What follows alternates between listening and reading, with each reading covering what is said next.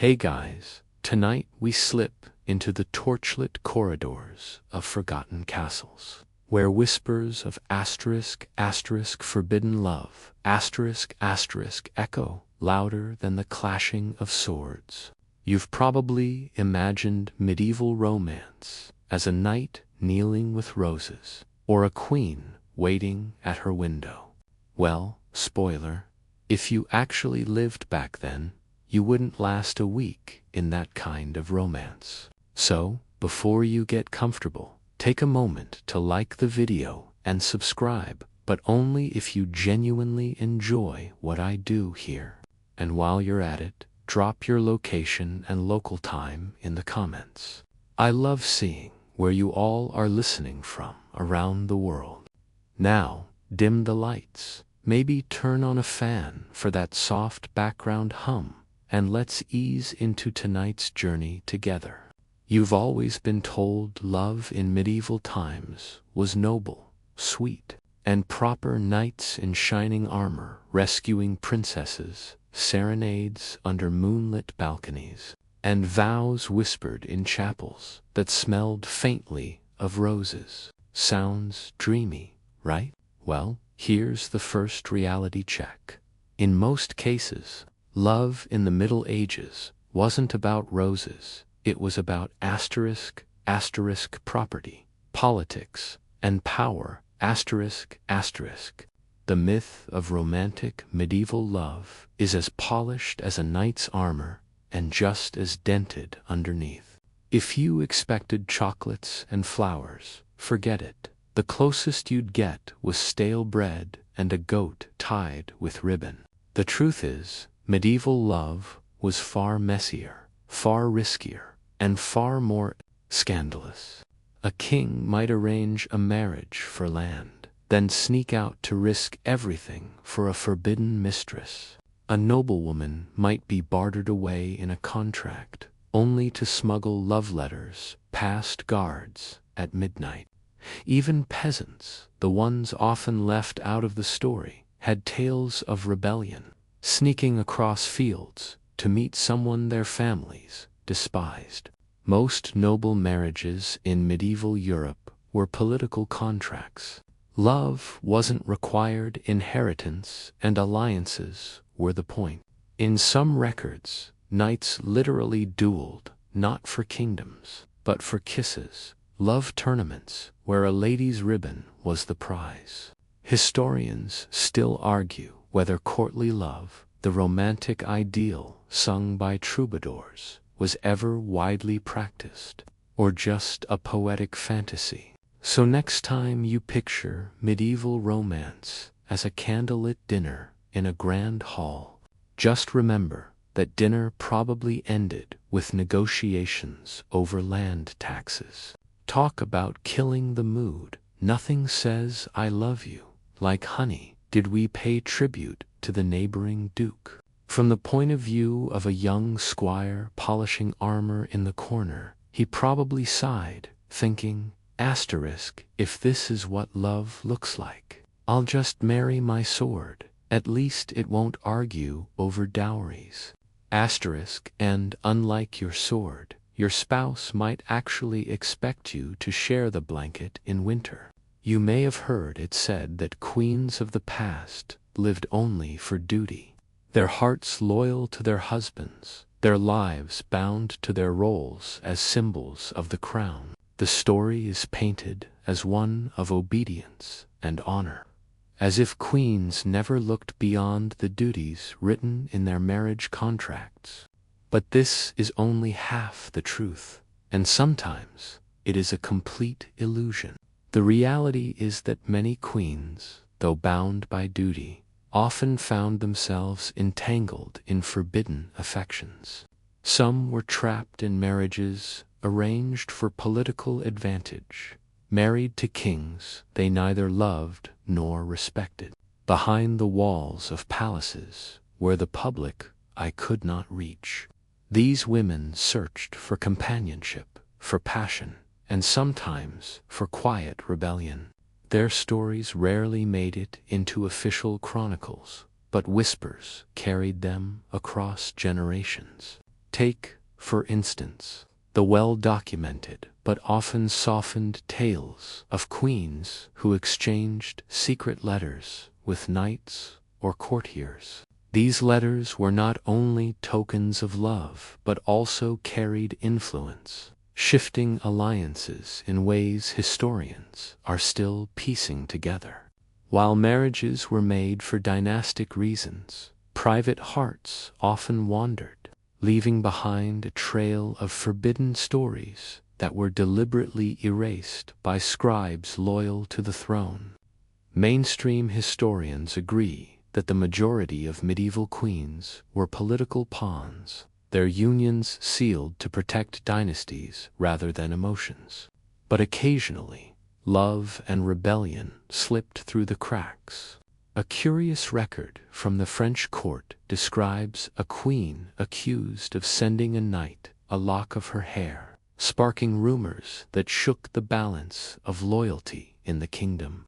Scholars today still argue, was this act a genuine expression of love, or a symbolic gesture of power cloaked in romance? For the courtiers and attendants who witnessed such exchanges, the air must have been thick with both fear and fascination. Imagine a young handmaiden noticing a folded parchment slipped discreetly into a knight's gauntlet, her pulse racing at the secret unfolding before her. From her perspective, this was no longer a tale of noble duty, but a dangerous gamble with everything at stake. And so, the myth of queens as cold figures of loyalty dissolves into something far more human. They were women with hearts that beat faster when touched by forbidden glances, women who carried secrets too perilous to speak aloud, and women whose hidden passions remind us that even behind the weight of crowns, love refused to be silenced. The image of kings in history is often painted as untouchable, rulers who thought only of armies, borders, and crowns. The myth tells us that monarchs never risked their power for something as fragile as love. After all, how could a man responsible for the fate of a kingdom be swayed by whispers in the dark? But history tells a very different story. In truth, kings risked far more than they should have for forbidden romances. Entire empires teetered when kings chased after passion rather than politics. Some risked alliances, others defied the church, and a few even traded their crowns for the chance to hold the one they loved. Their stories survive in fragments, letters, accusations, and chronicles written by shocked scribes who could not understand why the greatest men alive would gamble everything for a stolen embrace. A well-known example comes from England, where King Edward, the 8 centuries later, would abandon his throne for Wallis Simpson. But the roots of this pattern stretch much deeper into medieval and ancient courts. Medieval kings, too, were drawn into secret affairs that left nobles furious and kingdoms unstable. These were not simply flirtations. They were bold acts of defiance that altered the very course of history. Mainstream historians agree that dynastic stability was always at risk when a king ignored his advisors in favor of romance.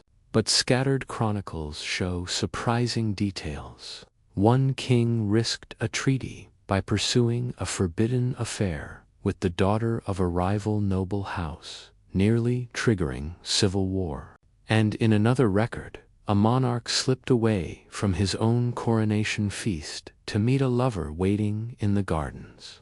Scholars today still argue whether these tales were exaggerated moral lessons or genuine memories of royal scandal. For those who stood close, the tension was unforgettable.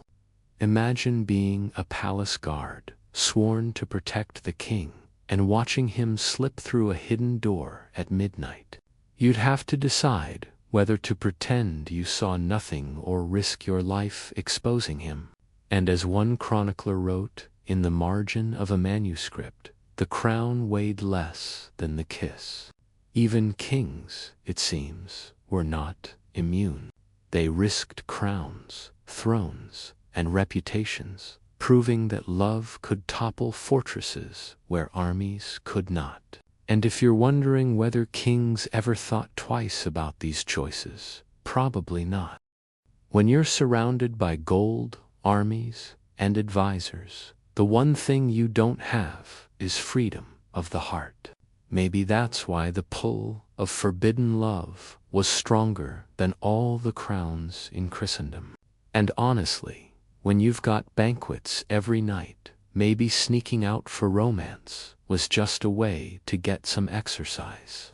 You've probably been told that monks and priests of the medieval world lived entirely without desire, that they were men cloaked in discipline, untouched by worldly temptations, and dedicated only to God. The myth says monasteries were places of pure silence, prayer, and study stone walls that shielded the holy from the mess of human longing. But history, as usual, complicates the story. Behind the solemn chants and illuminated manuscripts, desire still found its way in. Monks and clergy were human, and their hearts were not as immune as the legends suggest. Scandals ripple through medieval archives, clerics accused of secret affairs, abbots caught maintaining long relationships, even bishops pulled into lawsuits for children they allegedly fathered. The reality was that the cloistered life struggled against the same passions that stirred in castles and villages beyond monastery gates. One of the most mainstream facts historians agree upon is that the Church worked tirelessly to enforce celibacy, but records show it was an uphill battle. Letters from popes thundered against priests who ignored the vow.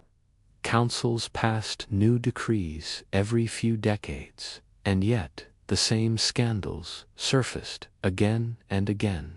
Far from being isolated, these stories appear across Europe. A quirky tidbit comes from England, where some monasteries gained reputations less for their prayer and more for their tavern-like atmosphere. Chroniclers whisper that in certain towns, the local people joked about monks as much for their romances as for their sermons.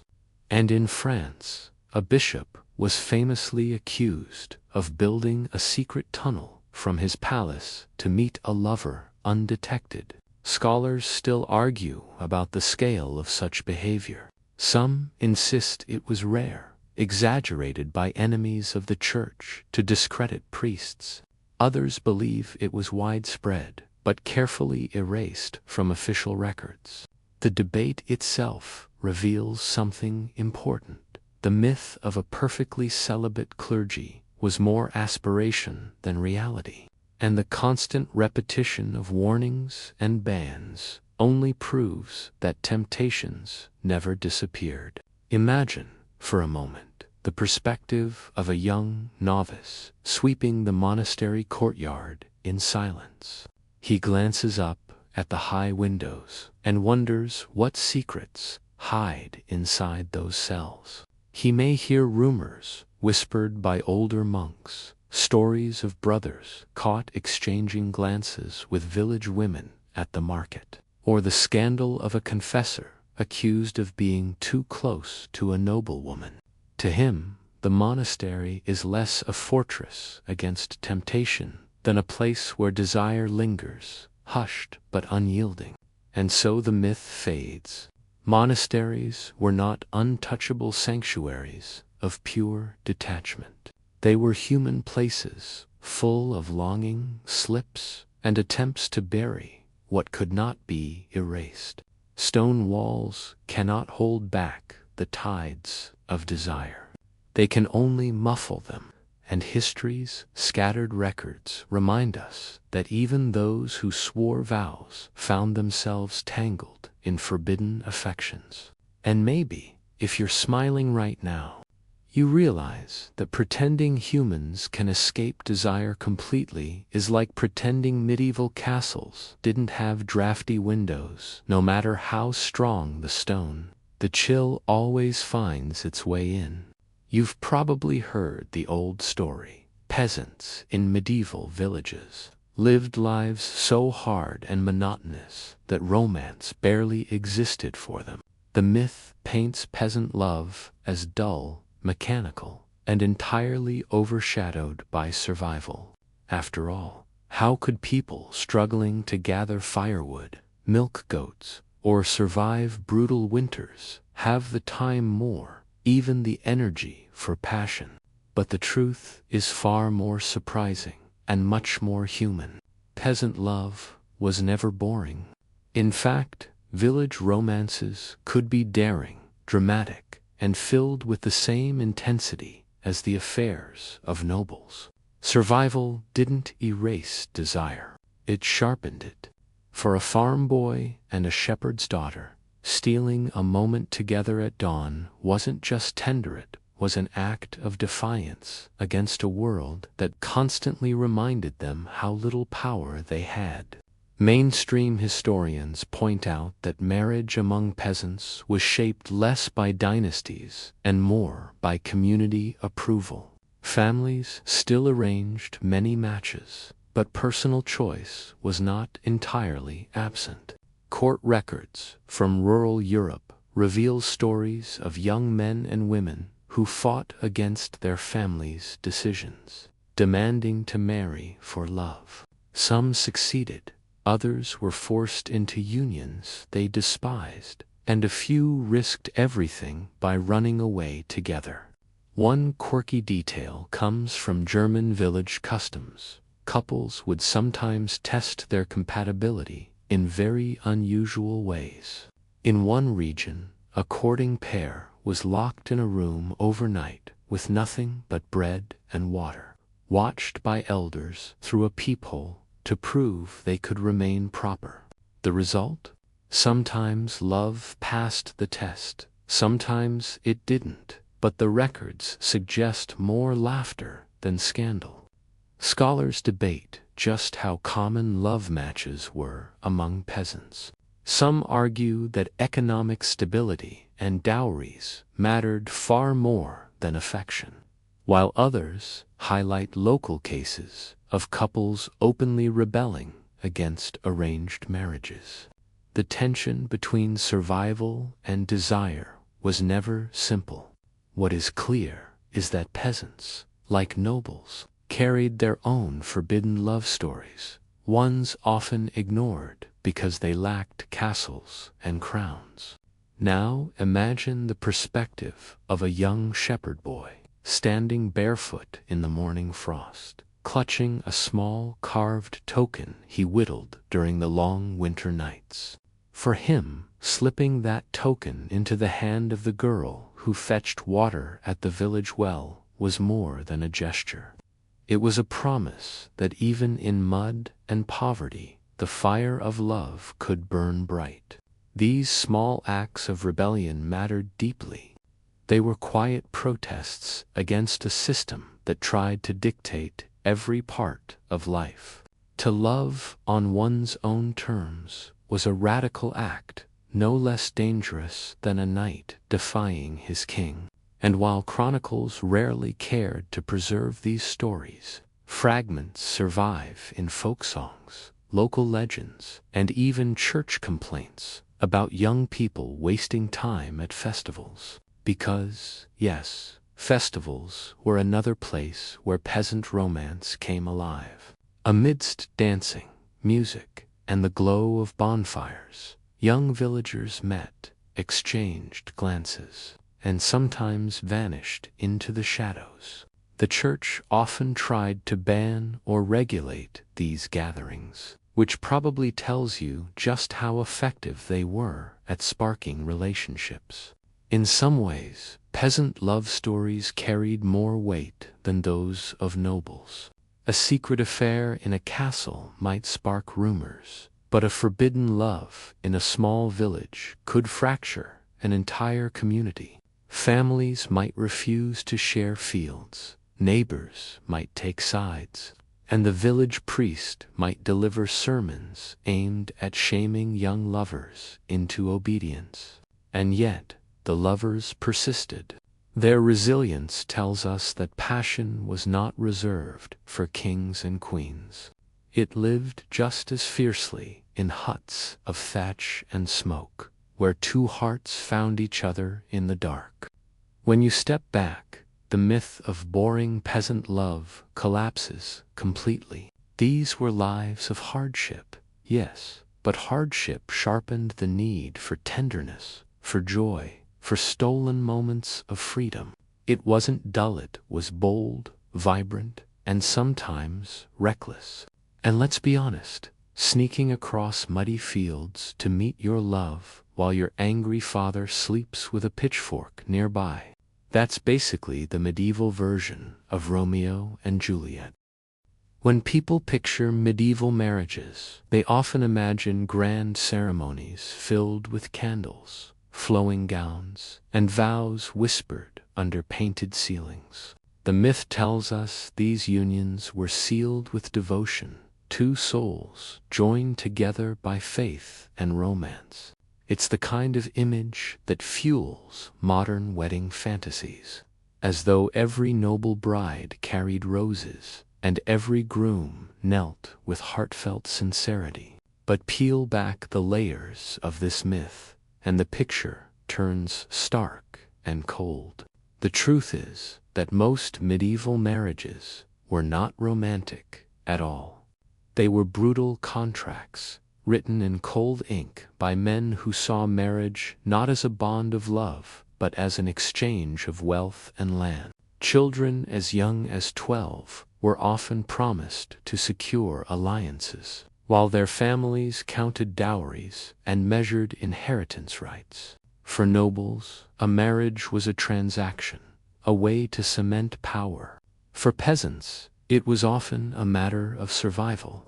Mainstream historians agree that love was rarely considered in the making of a marriage. The church sanctified unions, yes, but behind the rituals stood careful negotiations between families.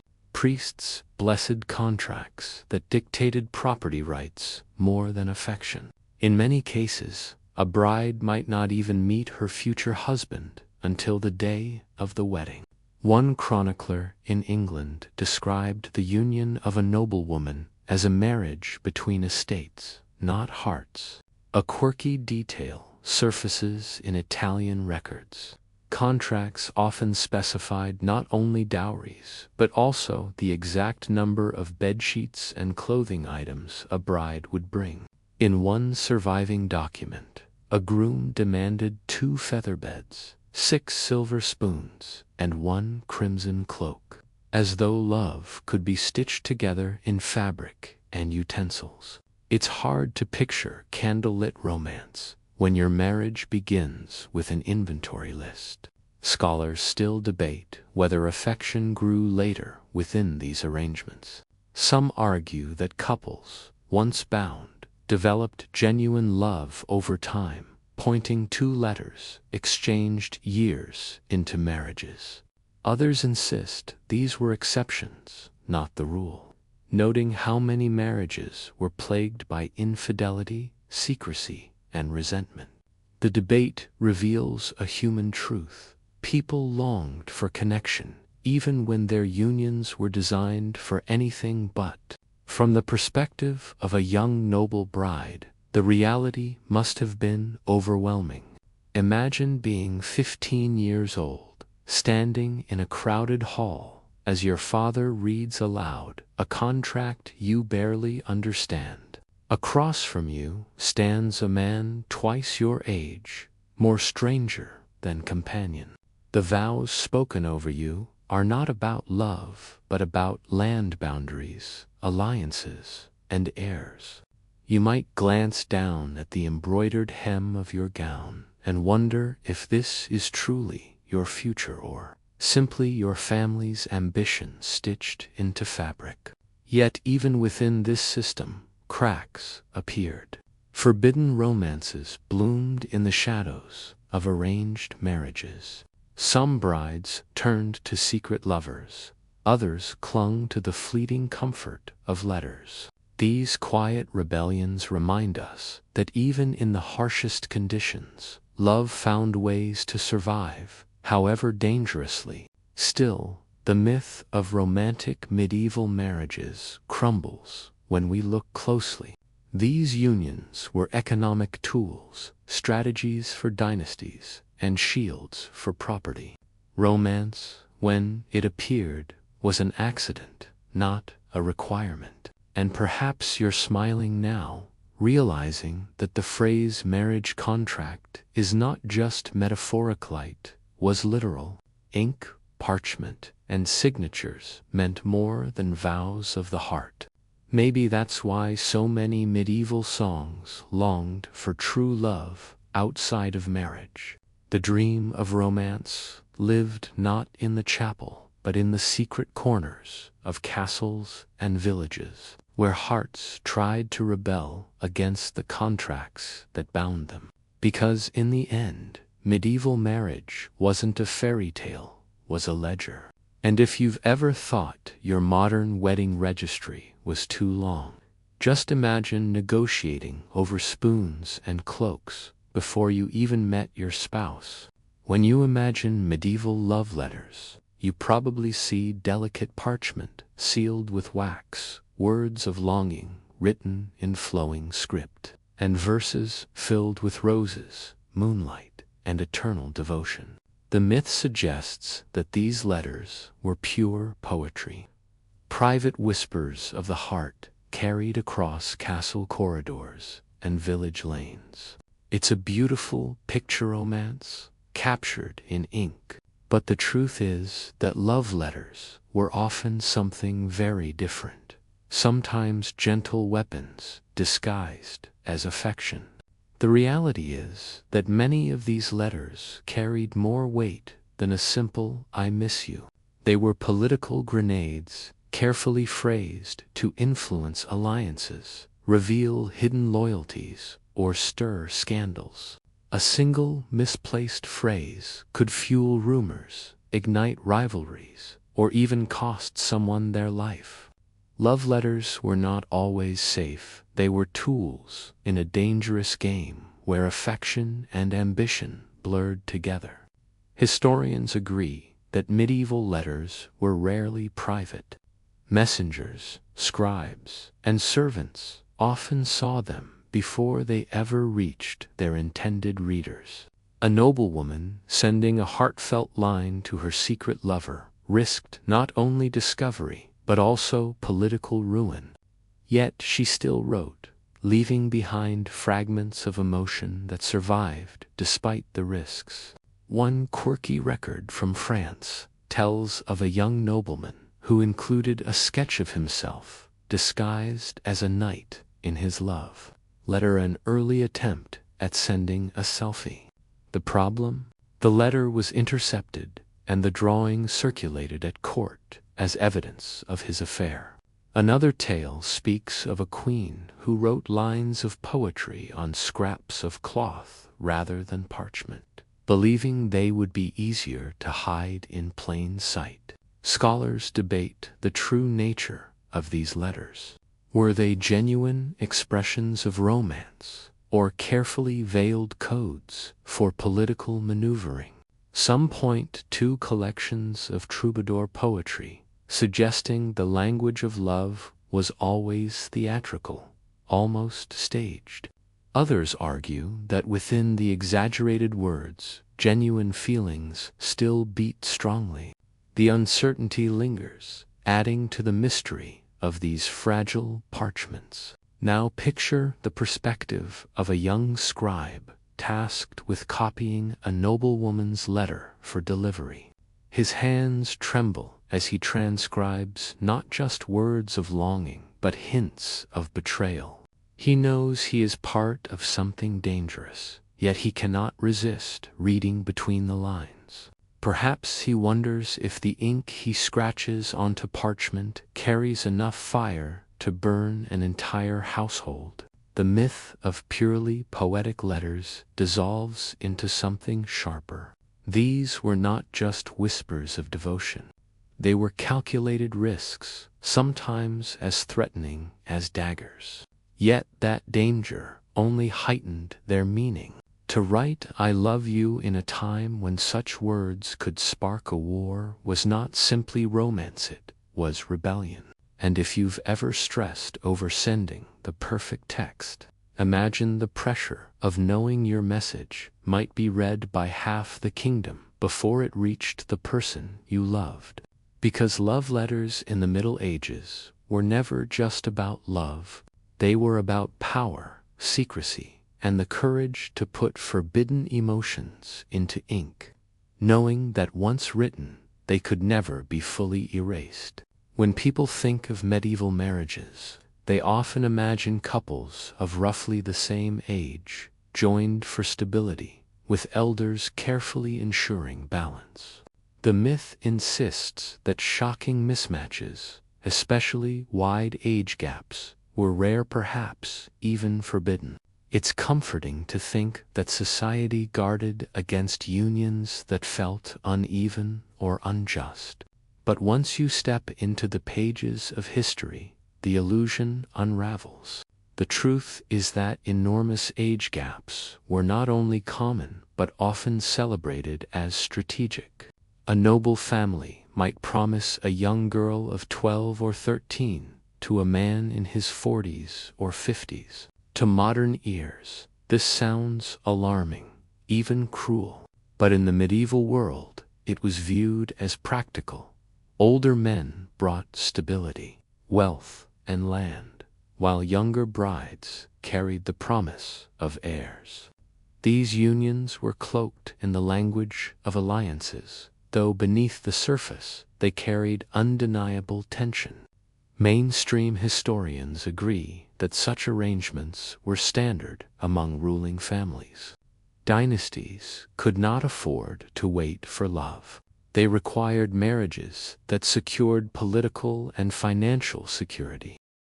Chronicles record countless examples, from royal courts to wealthy merchant households. Yet hidden within these formal contracts, traces of personal stories sometimes emerge. A young bride might leave behind a diary entry or whispered poem, revealing the enormous weight of being bound to someone decades older.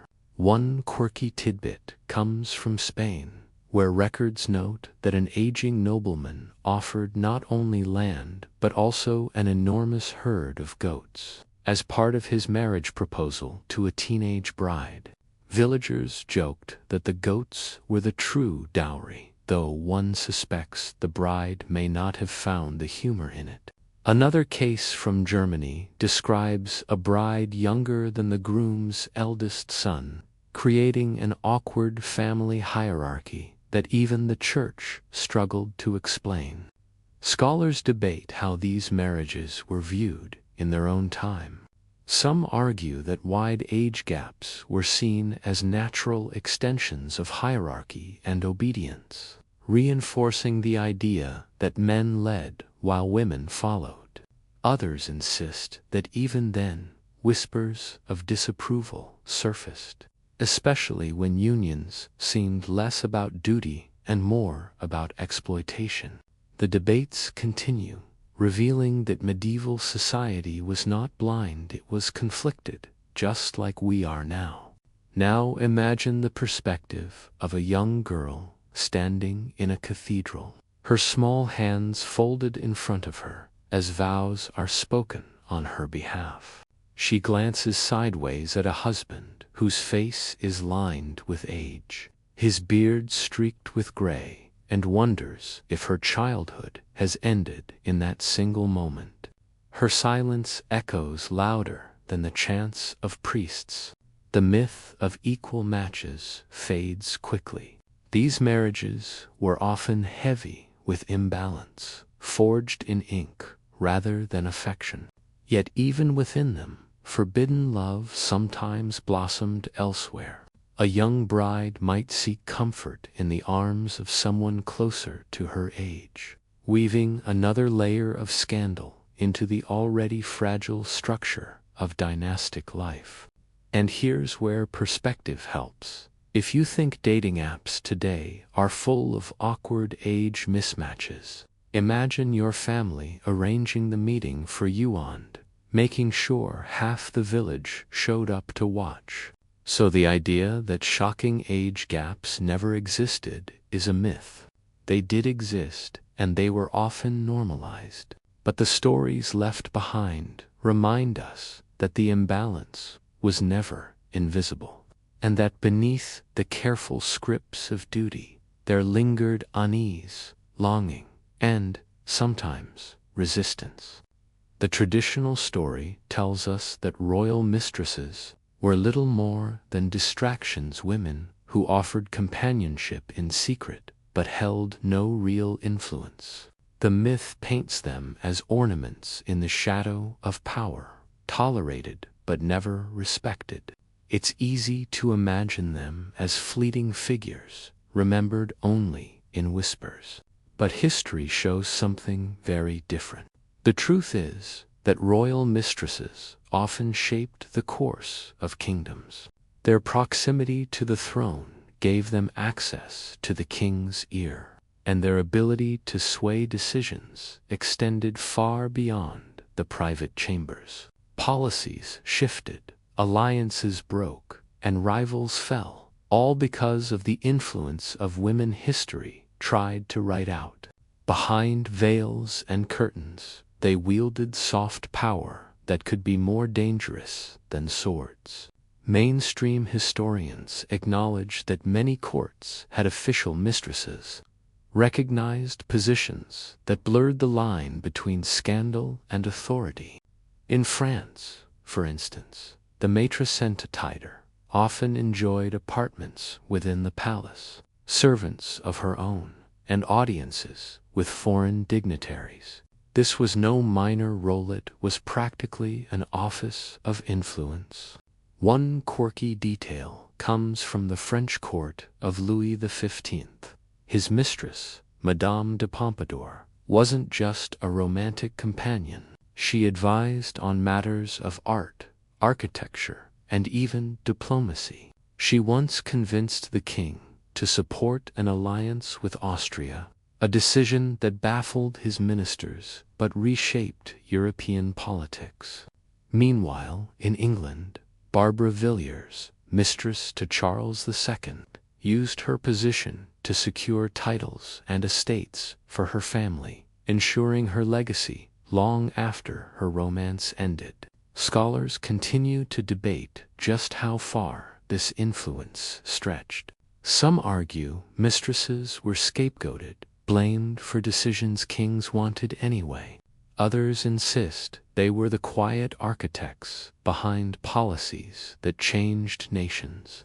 The very fact that chroniclers argued about their influence shows how much they unsettled traditional ideas of power. From the perspective of a lady-in-waiting, the tension must have been sharp.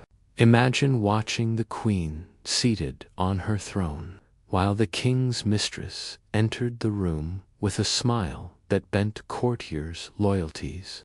The lady-in-waiting would know that the mistress, though lacking a crown, could command more attention than the queen herself. The myth of powerless mistresses collapses when we see the trails they left. They controlled patronage, shaped culture, and sometimes stood at the heart of political storms. Their names may have been erased from official records, but the ripples of their influence are unmistakable. And maybe you've noticed how this isn't just a medieval problem. Even today, people whisper about influence behind the scenes, the soft voices that shape leaders' decisions. History reminds us that mistresses were not powerless. They were part of the machinery of rule. So the next time you hear someone dismiss them as mere footnotes, remember, crowns may glitter, but whispers in the dark often last longer than gold. And let's be honest, if a king ignored his counsel but listened to his mistress, that council meeting probably ended very quickly. The myth says that war drew sharp boundaries between people, that enemies were enemies in every sense, and that no affection could cross the lines of battle. The story feels neat and comforting. War is war, love is love, and the two never meet. But history has always been more complicated than that. Because when armies marched and banners clashed, hearts still found ways to cross the borders no treaty could erase. The truth is that forbidden romances often sparked between enemies, captured hostages, exchanged envoys, and even opposing nobles sometimes found themselves drawn together in moments of unexpected tenderness. War created walls, but it also created opportunities for encounters that would never have happened in times of peace. These were stories whispered behind tents, scribbled in secret letters, or remembered only in rumor. Mainstream historians point out that cross-enemy romances were dangerous, but not impossible. Chronicles record marriages between noble families on opposite sides of conflicts, often disguised as peace treaties.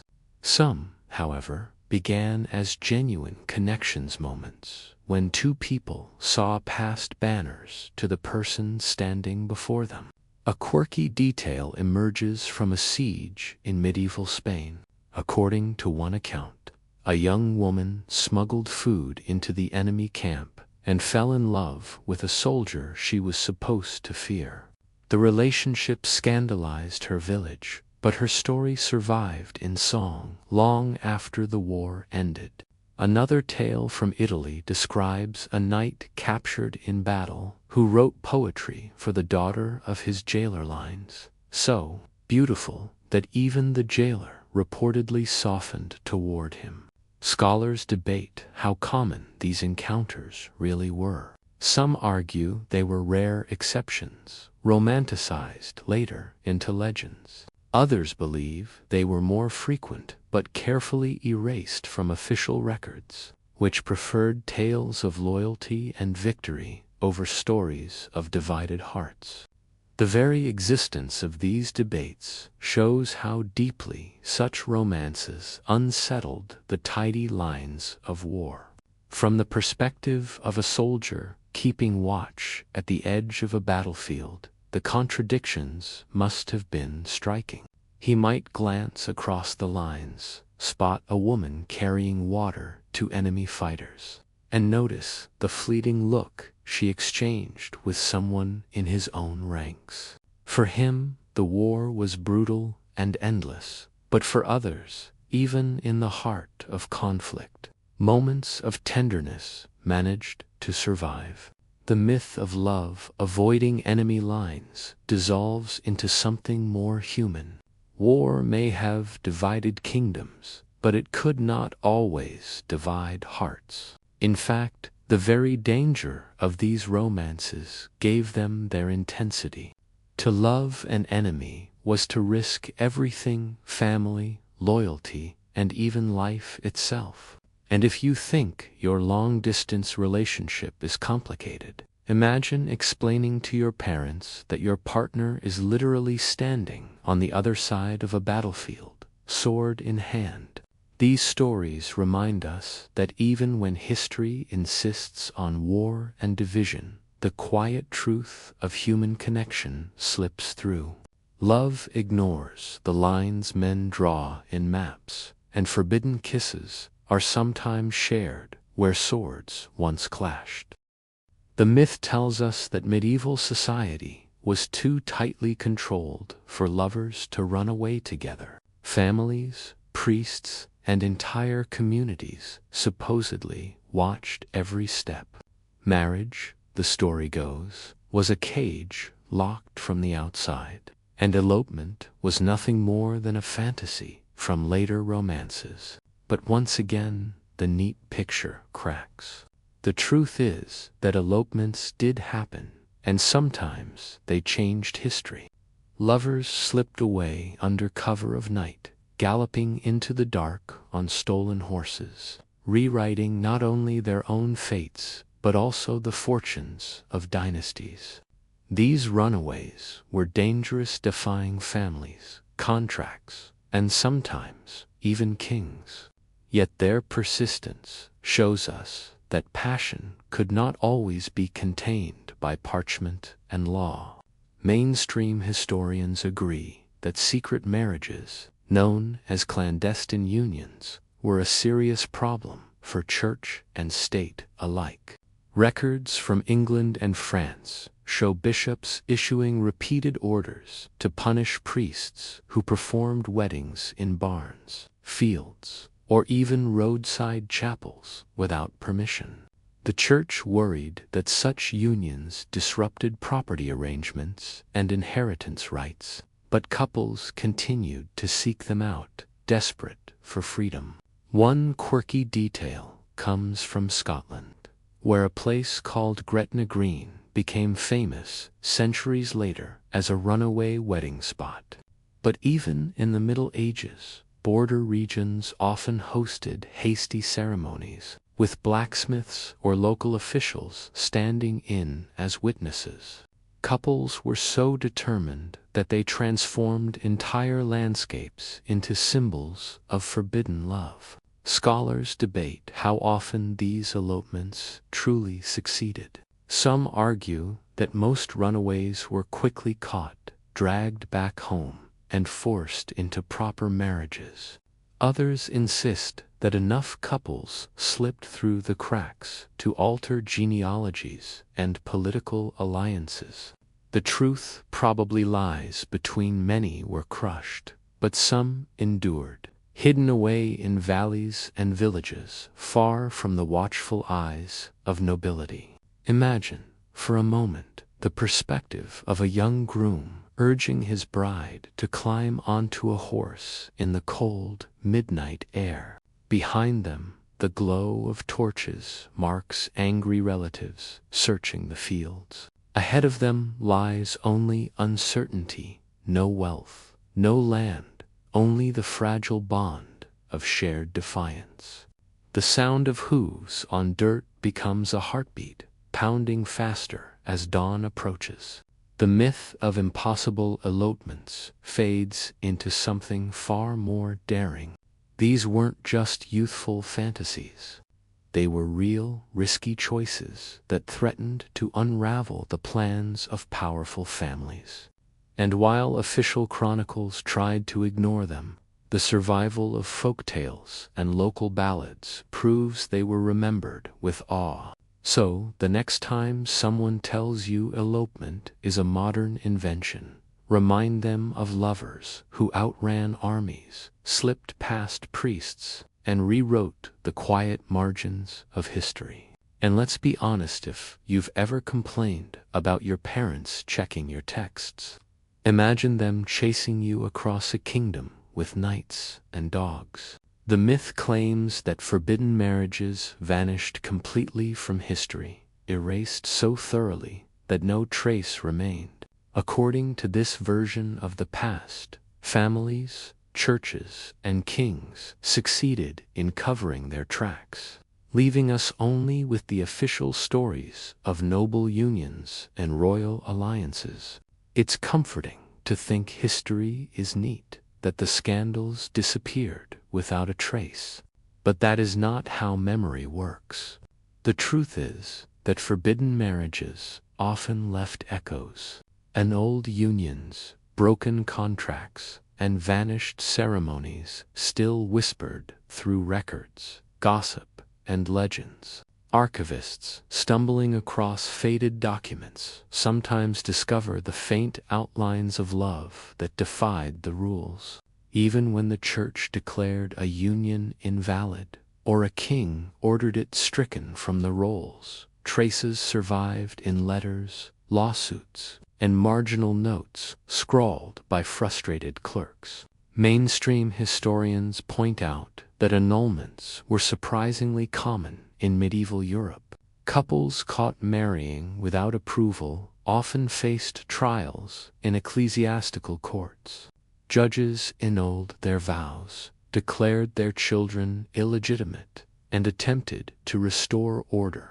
But the very existence of those trial records ensures that we can still glimpse what was supposed to be erased. One quirky example comes from Italy, where a nobleman secretly married a woman of lower birth. When the union was annulled, officials ordered the parchment burned. But a clerk, perhaps sympathetic, copied the details. Centuries later, scholars pieced together the story from those stray lines. Another tale from England recalls a knight whose forbidden marriage was annulled by the bishop. Yet the villagers kept singing ballads about the couple long after both had died. Scholars debate how intentional this preservation was. Did sympathetic scribes quietly protect these stories, or were they simply careless in erasing? Some argue that the persistence of these records shows resistance to authority, while others see it as the natural resilience of human memory. Whatever the reason, the forbidden could not be fully forgotten. From the perspective of a young clerk hunched over parchment in candlelight, the tension was real. Ordered to cross out a marriage record, he might pause, hesitate, and instead copy a few lines into the margins for himself. Perhaps he thought no one would ever read them. Perhaps he believed love deserved at least a ghostly survival, even in ink. The myth of total erasure fades when we realize how fragile memory is and how determined people are to preserve what matters. Forbidden marriages may have been condemned, annulled, or hidden, but they survived in echoes that continue to haunt archives, songs, and legends. And maybe you've noticed, the more authorities tried to bury these stories, the more fascinating they became for later generations. Because, in the end, history is never as tidy as it pretends. Even when kings and bishops sharpened their quills to erase, some traces slipped through. And if you've ever tried deleting a message only to find it saved in the cloud, you already understand how hard it is to truly erase a forbidden story. The myth tells us that castles were safe havens of romance, thick stone walls, keeping danger at bay, while love flourished in warm chambers. In this vision, the fortress protected not only crowns and treasures, but also hearts. Lovers, it is said, could whisper by firelight without fear, guarded by towers and moats. But the truth inside those walls was far darker. Castles were not sanctuaries of love. They were traps where betrayal, jealousy, and suspicion brewed in every corridor. Behind heavy doors and guarded gates, forbidden romances were more dangerous, not less.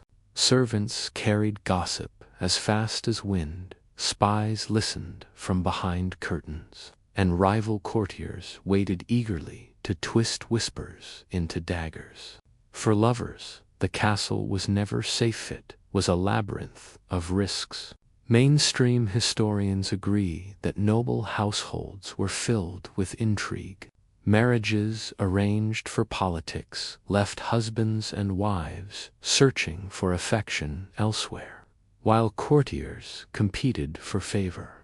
Chronicles record trials of adultery, accusations of treason, and brutal punishments that followed. Far from sheltering love, the castle walls magnified the peril. One quirky story comes from Burgundy, where a lady of the court slipped a letter into a knight's glove during a dance. Unfortunately, the glove was passed to another knight by mistake, sparking a feud that ended in a duel.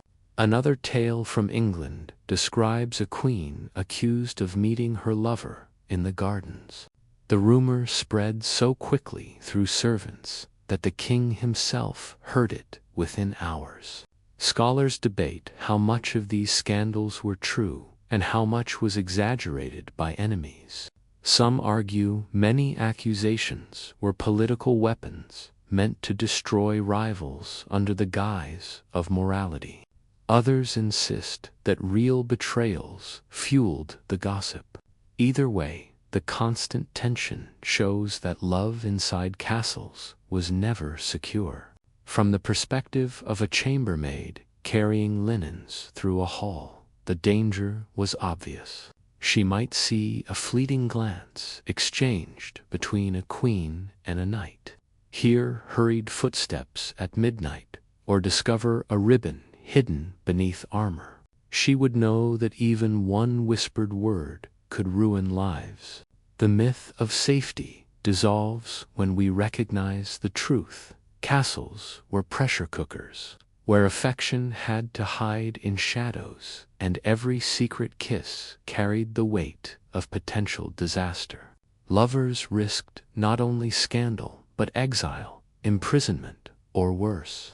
And if you think modern relationships are complicated, try managing one while 30 servants, half a court, and a suspicious king are watching your every move. Castles were built to keep enemies out, but for forbidden lovers inside, the real threat was always within. The myth comforts us with the idea that even in the harshness of medieval life, forbidden love sometimes triumphed. Lovers, it is said, braved the odds, endured the whispers, and finally secured their happily ever.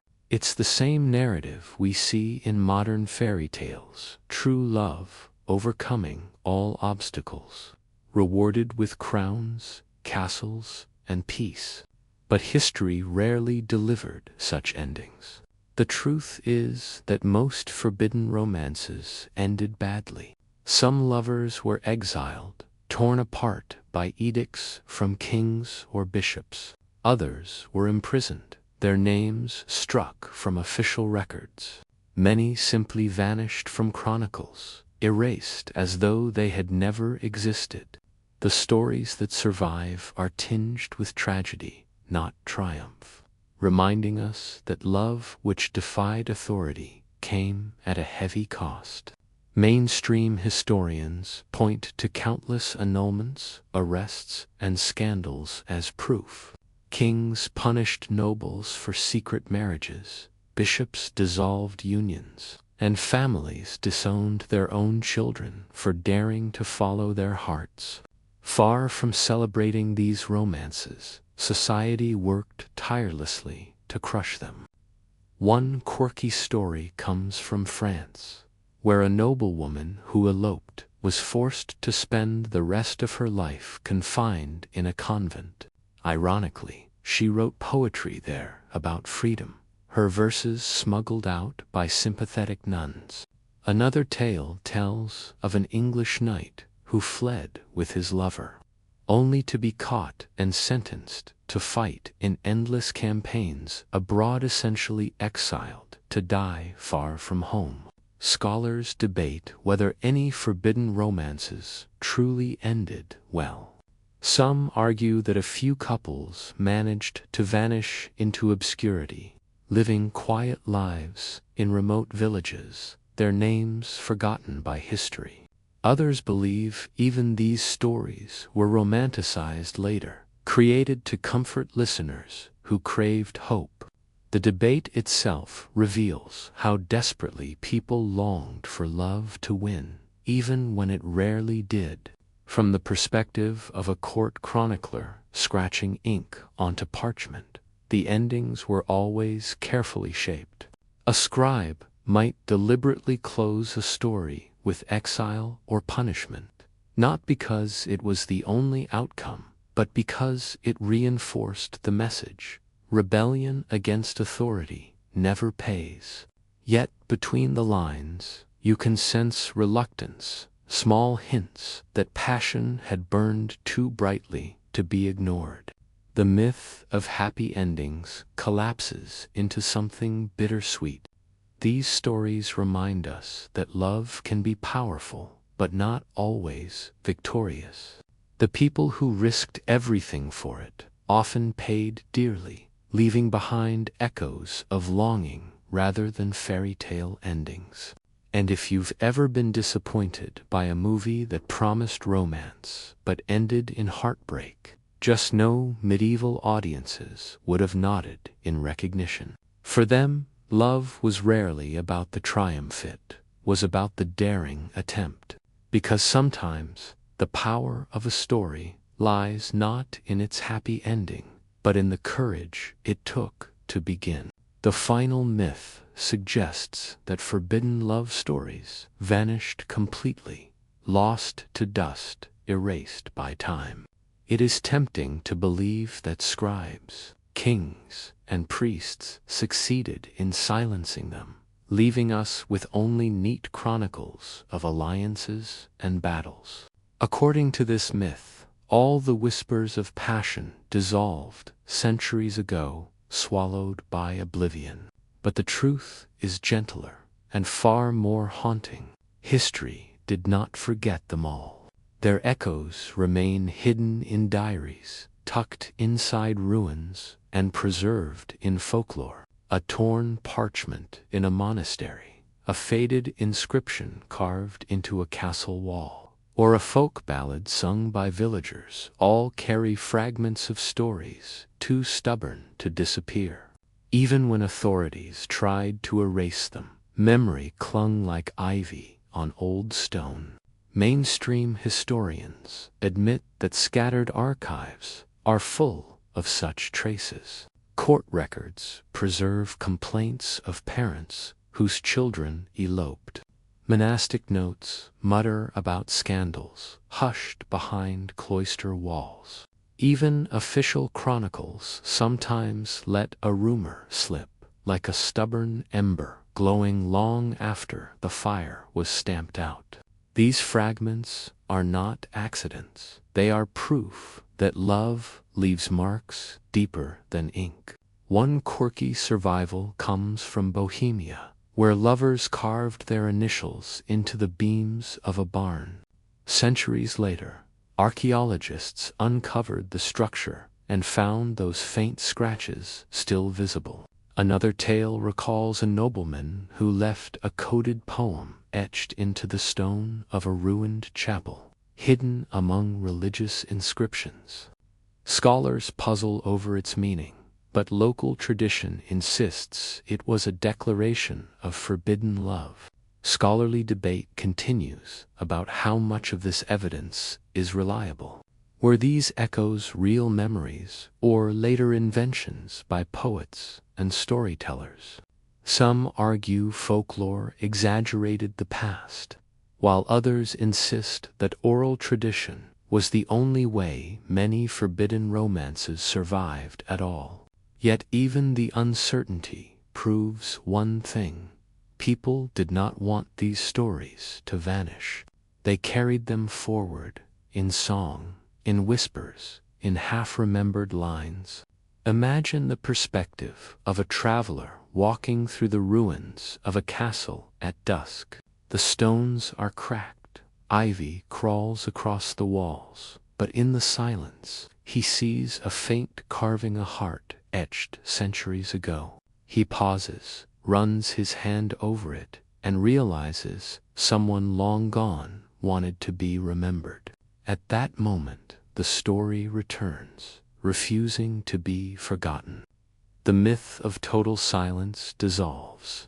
Love stories did not all vanish. Some were erased, yes, but many survived in fragments, waiting for us to find them. They are proof that history is never complete, that the human heart leaves traces even when authorities try to blot them out. And maybe you've noticed, across all these sections, how often the forbidden slips through. letters copied by nervous scribes, songs carried in village squares, rumors scratched in margins again and again. The stories refused to die. So when someone insists history has forgotten them, remember, walls crumble, ink fades, but love has a way of leaving echoes that even centuries cannot silence. And honestly, if you've ever left a doodle on a desk or carved initials into a tree, congratulations, you've done the medieval thing. Who knows? Maybe archaeologists will call it a legend one day. And so, as we leave behind these stories of forbidden love, the echoes begin to fade into silence. The castles, the villages, the monasteries, each one held its secrets, and though many were erased, enough whispers survive to remind us that love has always found its way, even through stone walls and royal decrees. The fires in great halls have long gone out. The gardens where glances were exchanged are overgrown with ivy. The scribes who copied secret notes are dust, their ink faded. Yet in ruins and songs, in diaries and carvings, the memory lingers, soft as candlelight in the dark. You might feel your own breath slowing now, matching the rhythm of these fading tales. Each inhale draws in calm, each exhale lets go of the noise of the day. The stories you've heard tonight no longer ask for analysis or judgment. They simply float, fragments of human longing carried gently forward through time. Close your eyes and imagine walking slowly through an empty castle corridor. Your footsteps echo softly, but there is no rush. Doors are closed, torches are dim, and the night air carries only stillness. Perhaps you hear a distant harp string fading into quiet. Perhaps you see a faint carving in the wall, initials worn by centuries.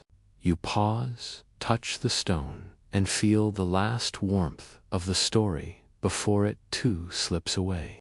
Now, let yourself drift into that quiet. Let the ruins grow misty, the voices of history dissolve into nothing more than background hum. Love, like sleep, always returns in cycles, sometimes forbidden, sometimes remembered, but always present in some form. Rest now, the stories will wait until morning.